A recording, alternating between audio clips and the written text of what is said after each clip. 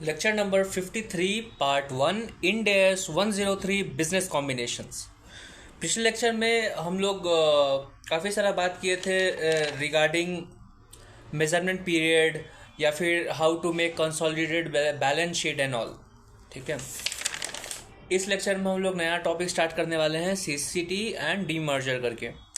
वो दोनों टॉपिक करने से पहले एक क्वेश्चन बना लेते हैं, that is illustration number 50 on page number 29.43। ये क्वेश्चन है कंटिजेंट कंसिडरेशन को लेके। Contingent consideration step 3 purchase consideration का पार्ट।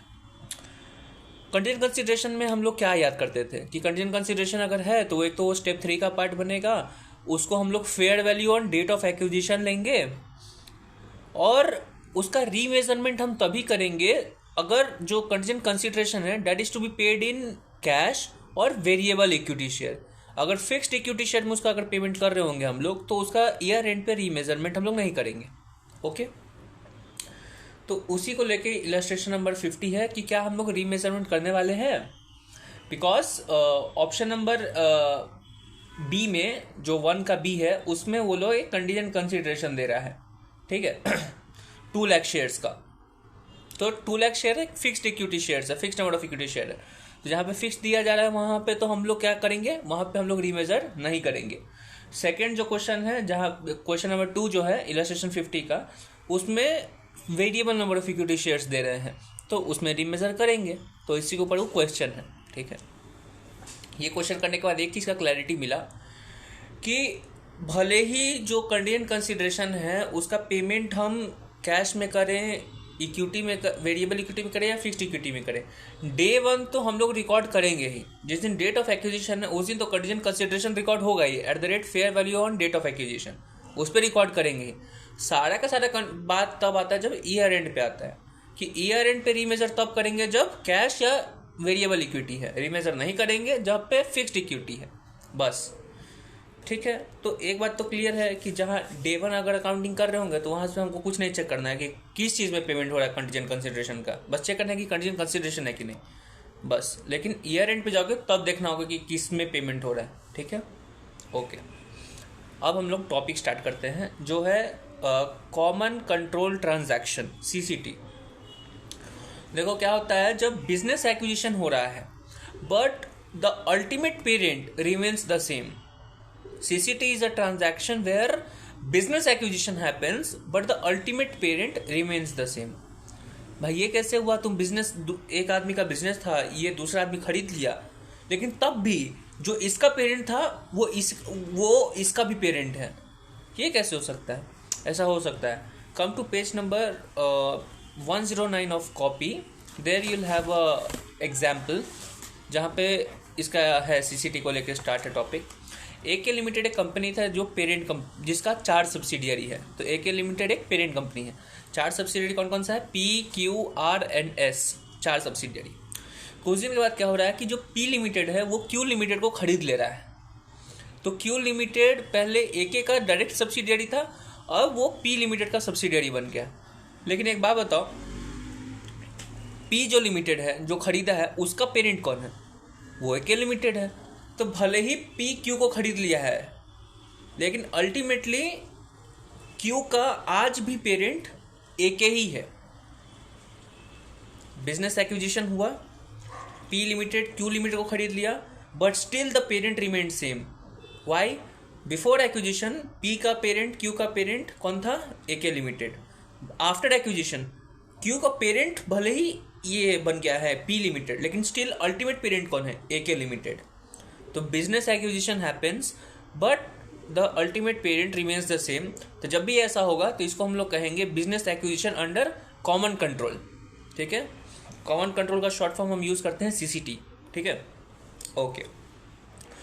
तो जब भी बिजनेस एक्विजिशन होता था तो हम लोग कितना स्टेप यूज करते थे? 6 स्टेप यूज करते थे, 6 स्टेप्स यूज करते थे बिजनेस एक्विजिशन को अकाउंट करने के लिए कि जिस दिन एक्विजिशन हो रहा है उस दिन 6 स्टेप करेंगे। उस हिसाब से आगे का हम लोग गुडविल निकाल के फिर बैलेंस शीट बना देते हैं ऑल। ठीक है, तो नॉर्मल बिजनेस एक्विजिशन हुआ करता था जहाँ पे पेरेंट चेंज हो जाता था कंपनी सबका। बट जहाँ पे बिजनेस एक्विजिशन हो रहा है but under CCT common control में बिजनेस एक्विजिशन हो रहा है, तब क्या करेंगे? तब भी हम लोग 6 स्टेप करेंगे, लेकिन ये जो 6 स्टेप होगा वो मॉडिफाइड होगा। This six steps will be modified 6 steps. ठीक है, क्या है भाई वो modified 6 steps? Step 1 same, step 2 same, step 3 modification. Step 3 में क्या है? स्टेप 3 था क्या वैसे? स्टेप 3 था परचेज कंसिडरेशन। तो परचेज कंसिडरेशन में कुछ हम लोग मॉडिफिकेशन लाए हैं। क्या? यहाँ पे जो परचेज कंसिडरेशन होगा अंडर सीसीटी, उसका जो शेयर्स अगर दे रहे हैं हम लोग एसपीसी, तो शेयर का दाम हम लोग फेस वैल्यू पे लेंगे, उसका नॉमिनल वैल्यू पे लेंगे। जनरली हम लोग पीसी लेते थे फेयर वैल्यू पे, कि जितना का शेयर दे रहा है हम उसको 40 रुपया पर शेयर, 40 रुपया का शेयर हम उसको दे रहे हैं। भले उस शेयर का नॉमिनल वैल्यू 10 रुपया है, लेकिन पीसी में 40 रुपया से वो काउंट होता था। बट जहाँ पे सीसीटी में बिजनेस एक्विजिशन हो रहा है ना, तो पीसी जो देंगे हम लोग, भले ही उसको प्रीमियम पे दे रहे होंगे, लेकिन अपने बुक्स में जब रिकॉर्ड करेंगे तो उसको हम लोग रिकॉर्ड करेंगे नॉमिनल वैल्यू पे। ठीक है, ओके, वेरी गुड। अब पीसी का तो एक शेयर का पार्ट हो गया, बाकी बहुत सारा पार्ट होता है, cash, asset, debenture, deferred consideration, contingent consideration, SBP reserve. तो इस सब को लेके क्या क्या तुमको बोलना है? क्या मॉडिफिकेशन है? नहीं भाई, कोई मॉडिफिकेशन नहीं है। ये जो 6 स्टेप्स ऑफ मॉडिफिकेशन है, जो मॉडिफाइड 6 स्टेप्स है, 6 स्टेप ऑफ मॉडिफिकेशन नहीं है, these are the modified 6 steps. तो मॉडिफाइड 6 स्टेप्स मतलब क्या होता है? एक पहले 6 स्टेप था ओरिजिनल, उसमें हम लोग कुछ मॉडिफिकेशन लाए हैं। क्या क्या मॉडिफिकेशन लाए हैं? स्टेप 1 स्टेप 2 में कोई मॉडिफिकेशन नहीं। स्टेप 3 का जो पीसी है, और पीसी में जो सिर्फ शेयर्स वाला जो पॉइंट है ना, सिर्फ शेयर को हम लोग मॉडिफाई कर रहे हैं कि उसको फेयर वैल्यू पे ना लेके उसको फेस वैल्यू पे लेंगे। ठीक है, बाकी जितना भी कंपोनेंट है सबका जैसे पहले होता था 6 स्टेप में, वैसे ही मॉडिफाइड वाला में भी होगा। ठीक है, ओके। अब स्टेप 4 पे आते हैं। What is step 4? स्टेप 4 होता था आईएनए। हम लोग ओरिजिनल 6 स्टेप में आईएनए को फेयर वैल्यू पे लेते थे, लेकिन जब हम लोग इसमें आ जाएंगे, मॉडिफाइड 6 स्टेप्स का बात कर रहे हैं, तो उसमें जो आईएनए है उसको हम लोग फेयर वैल्यू पे ना लेके उसको फेस वैल्यू पे लेंगे, उसका कैरिंग अमाउंट पे लेंगे। ठीक है, परफेक्ट। जब हम लोग आईएनए लेते थे, तो आईएनए लेने का मतलब क्या है? आईएनए फेस वैल्यू, सेलर का 100% एसेट एंड लायबिलिटी। सेलर का जो भी एसेट और जो भी लायबिलिटी होता था हम लोग सब ले लेते थे, उसका इक्विटी सीएफएस में नहीं ले जाते थे। याद होगा जब सीएफएस में ना रहे थे तो पेरेंट का एसेट, इक्विटी और लायबिलिटी तीनों लेते थे, लेकिन सेलर का सिर्फ एसेट और सिर्फ लायबिलिटी लेते थे, इक्विटी पार्ट नहीं लेते थे। ठीक है, ये कब होता था? जब हम ओरिजिनल 6 स्टेप कर रहे होते हैं। लेकिन जब हम लोग मॉडिफाइड 6 स्टेप्स कर रहे हैं, तो सेलर का हम लोग एसेट लेंगे, लायबिलिटी लेंगे और इक्विटी का एक पार्ट लेंगे। इक्विटी का कौन सा पार्ट? जो भी उसका रिजर्व एंड सरप्लस है सेलर का, वो भी हम लोग ले लेंगे। ठीक है, तो स्टेप नंबर 4 में जो आईएनए है उसमें क्या क्या मॉडिफिकेशन मिला कि फेयर वैल्यू पे ना लेके फेस वैल्यू पे लेंगे, एसेट और लायबिलिटी के साथ रिजर्व एंड सरप्लस भी लेंगे। ठीक है, ओके। स्टेप नंबर 5 क्या था? एनसीआई। एनसीआई इसमें होगा ही नहीं। ओरिजिनल 6 स्टेप में एनसीआई हम ढूंढते थे, लेकिन जब हम लोग इसका मॉडिफाइड 6 स्टेप्स का बात करेंगे तो एनसीआई नॉट एप्लीकेबल, एनसीआई तुमको ढूंढने का जरूरत ही नहीं है। ठीक है, स्टेप नंबर 6 क्या बोलता है? स्टेप नंबर 6 बोलता है गुडविल या जीबीपी ढूंढना। तो ये ओरिजिनल 6 स्टेप में था कि गुडविल या जीबीपी ढूंढना, लेकिन जब मॉडिफाइड 6 स्टेप्स का बात करोगे तो इसमें तुमको गुडविल या जीबीपी नहीं ढूंढना है। अगर कोई भी डिफरेंस आ रहा है तो वो सीधा तुम्हारा बन जाएगा कैपिटल रिजर्व में जाएगा। ओरिजिनल 6 स्टेप में जीबीपी जीडब्ल्यू बनता था, लेकिन यहाँ पे जीबीपी और जीडब्ल्यू नहीं बनेगा, बल्कि कैपिटल रिजर्व बनेगा जहाँ भी डिफरेंस हो रहा है। ठीक है, ओके। एक इसमें एक पॉइंट है कि भाई गुडविल एसेट बनता था, गुडविल अगर आया तो वो एसेट में दिखता था सीएफएस में, अगर जीबीपी आया तो वो अदर इक्विटी का पार्ट बनता था अंडर कैपिटल रिजर्व। जीबीपी सीधा कैपिटल रिजर्व में जाएगा, तुमको तो पता है। तो यहाँ पे न जीडब्ल्यू बनेगा न जीबीपी बनेगा, लेकिन उसकी जगह बनेगा सीधा कैपिटल रिजर्व, तो बात कैपिटल रिजर्व में जाएगा। ठीक है, परफेक्ट, आ गया समझ। तो हम फिर से एक बार तुमको समराइज कर रहे हैं कि क्या बात बोले हम लोग अभी तक बिजनेस एक्विजिशन पढ़ते थे जहाँ पे पेरेंट चेंज हो जाता था, लेकिन अब हम लोग जब पेरेंट चेंज हो जाता था, तो जब पेरेंट चेंज हो जाता था हम लोग 6 स्टेप अपना देते हैं, नॉर्मल स्टेप्स। ठीक है, लेकिन अब जब बिजनेस एक्विजिशन हो रहा है लेकिन पेरेंट रिमेन्स द सेम, तो हम लोग मॉडिफाइड 6 स्टेप्स यूज़ करेंगे। मॉडिफाइड 6 स्टेप्स क्या क्या है?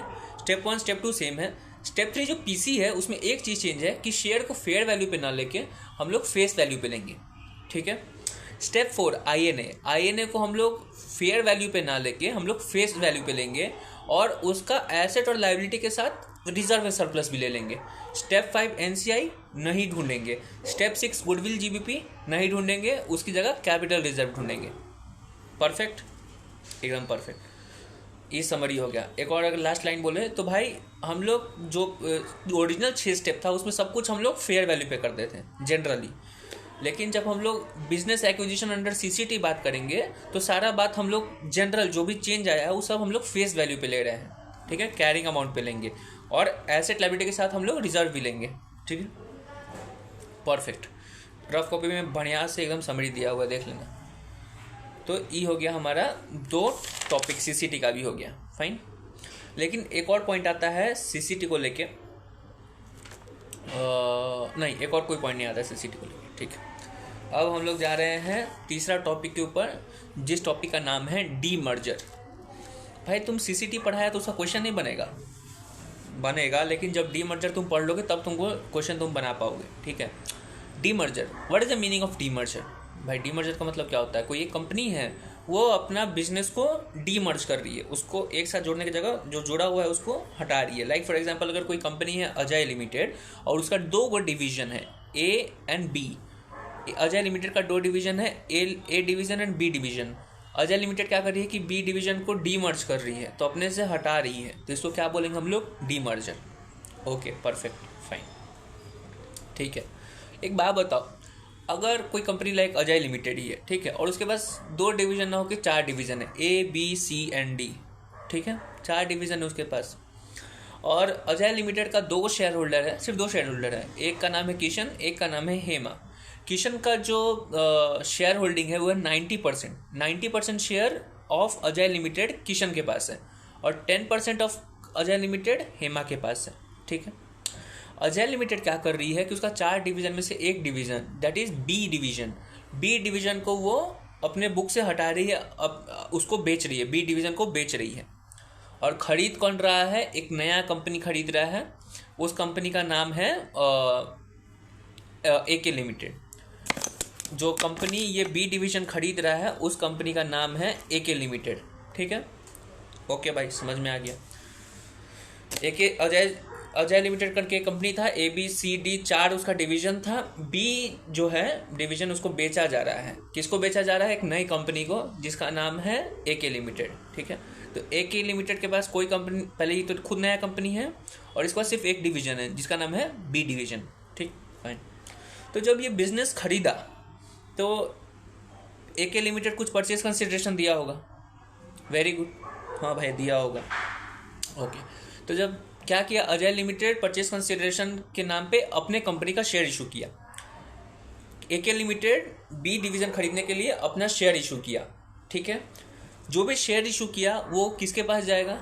अजय लिमिटेड के पास जाएगा।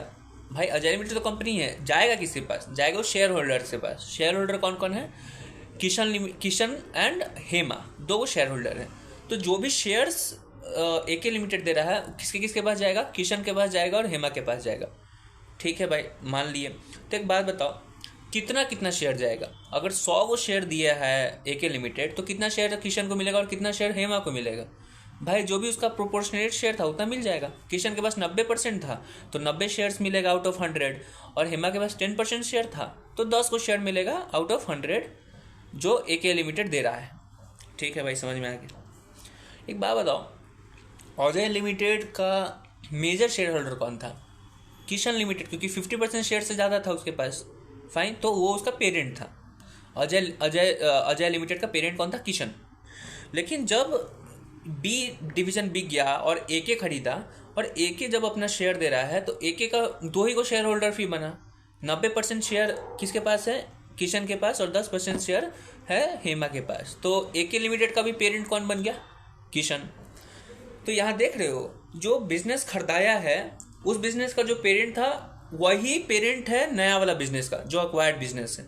तो parent remain the same, true, और बिजनेस एक्विजिशन हो गया। तो this business acquisition is under CCT because the ultimate parent remain the same, fine, okay, fine bro. एक और बात तुम गौर करोगे कि जब अजय लिमिटेड अपना 4 डिवीजन में से एक डिवीजन हटा रहा था तो इसको डीमर्जर भी तो बोलेंगे, ये डीमर्जर हुआ कि अपने बुक अपना कंपनी को बेच के हटा के दूसरे कंपनी को दे रहा है, तो वो डीमर्ज हुआ। एके लिमिटेड, ये अजय लिमिटेड के लिए एक तो डीमर्जर है, ऊपर से बिजनेस सेल है, और उस एके लिमिटेड के लिए बिजनेस एक्विजिशन है। तो अगर टोटल का बात किया जाए तो this is a demerger of business acquisition, demerger with business acquisition under CC, sorry, so this is a demerger thing which is a business acquisition under CCT. True, very true, I get it, fine. तो भाई यहाँ पे demerger भी हुआ, business acquisition भी हो गया, और इसको हम लोग बोले सीसीटी के अंडर, फाइन।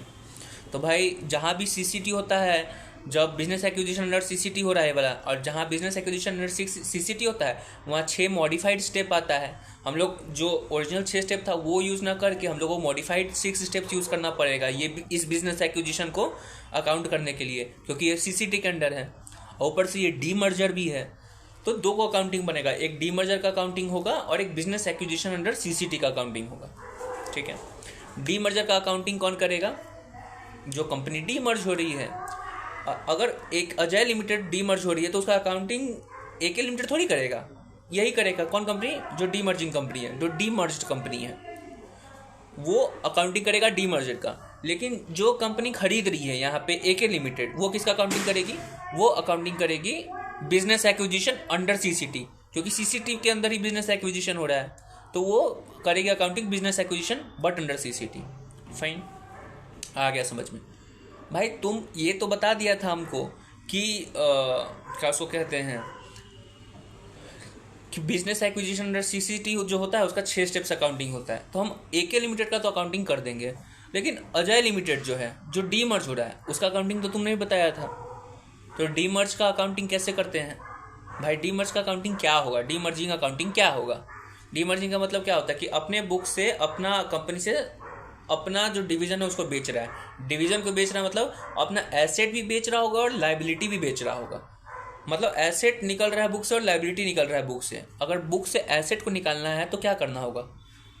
क्रेडिट करना होगा। एसेट जनरली डेबिट होता है, उसको हटाने के लिए उसको क्रेडिट करना होगा, और लाइबिलिटी जनरली क्रेडिट होता है, तो उसको बुक से हटाने के लिए डेबिट करना होगा। तो डीमर्जिंग का अकाउंटिंग क्या होगा? बस 1 simple entry, liability account debit to asset, जो बुक में था वैल्यू उसको निकाल दो, डीमर्ज का अकाउंटिंग हो गया। वेरी इजी बस हो गया, यही डीमर्जिंग का अकाउंटिंग था। ऐसे करके बना दो।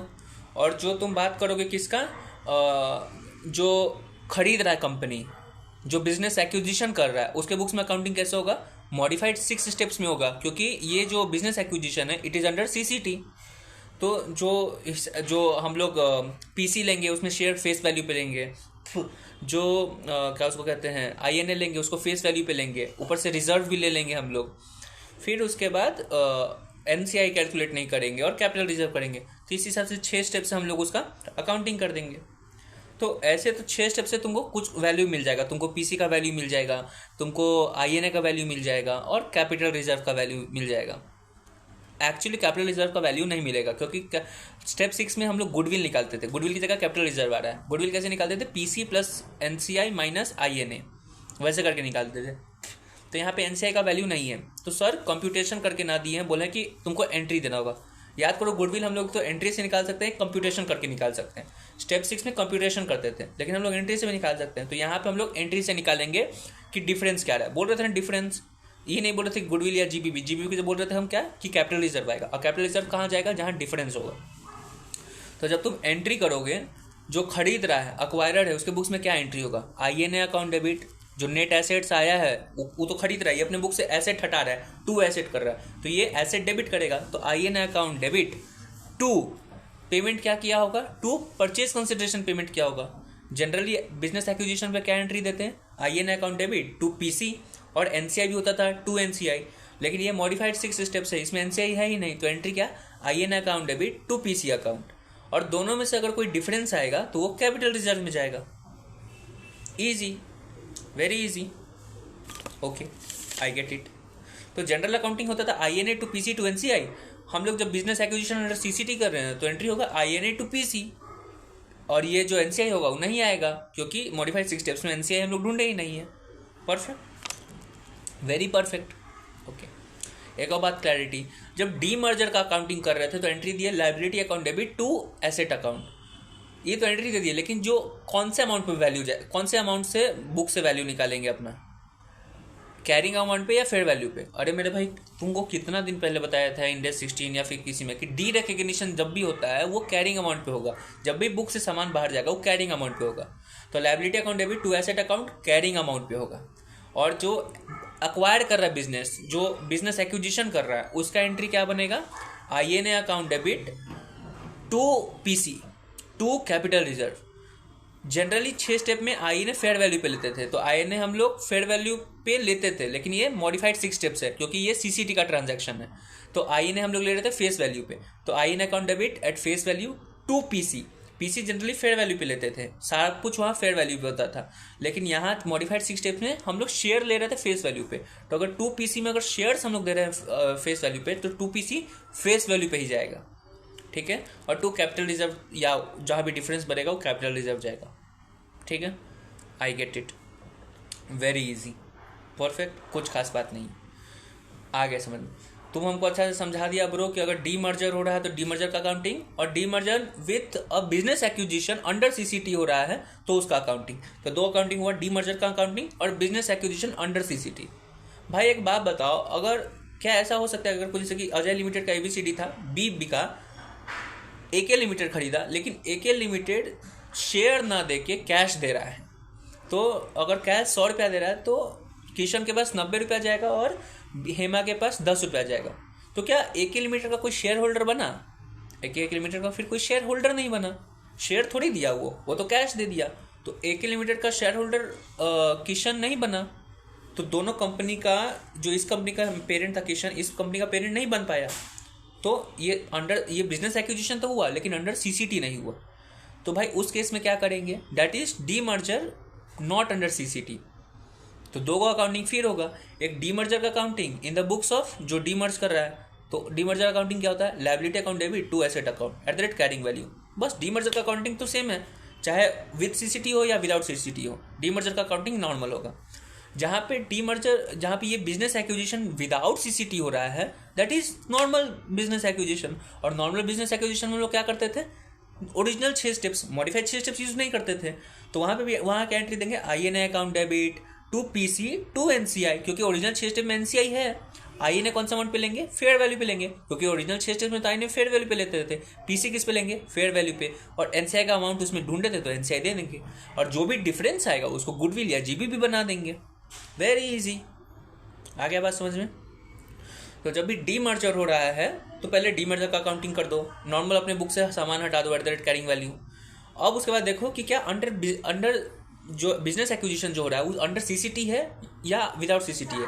अंडर CCT है तो मॉडिफाइड वाला 6 स्टेप ले लेना, विदाउट CCT है तो ओरिजिनल 6 स्टेप ले लेना। इजी, वेरी इजी, विदाउट दिमाग खराब, परफेक्ट, ओके, आ गया बात समझ में, क्लीन एंड क्लियर। लेकिन एक इशू है, क्या है इशू ये है कि हम अभी क्या बोले तुमको कि जब विदाउट CCT हो रहा है, दैट इज ओरिजिनल 6 स्टेप, तो डी मर्जर हो रहा है तो अपना काउंटिंग कर रहा है, बिजनेस एक्विजिशन विदाउट CCT हो रहा है तो बोले ओरिजिनल जो 6 स्टेप था उसका वैल्यू लिख देना, INA account debit to PC to NCI, यही बोले थे तुमको, डिफरेंस जो जिधर आएगा वो गुडविल या GB भी बनेगा।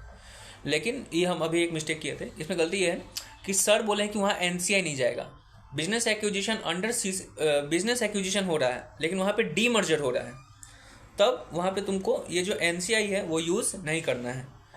क्यों बोले थे, वो टेलीग्राम पे हम क्वेश्चन पूछे हैं, आज का date would be I don't know, it would be around 20, या it is 20th of February, तो आज के दिन पे उनको 19 फरवरी को उनको मैसेज किया, तो देख लेना उसमें रिप्लाई आया कि नहीं।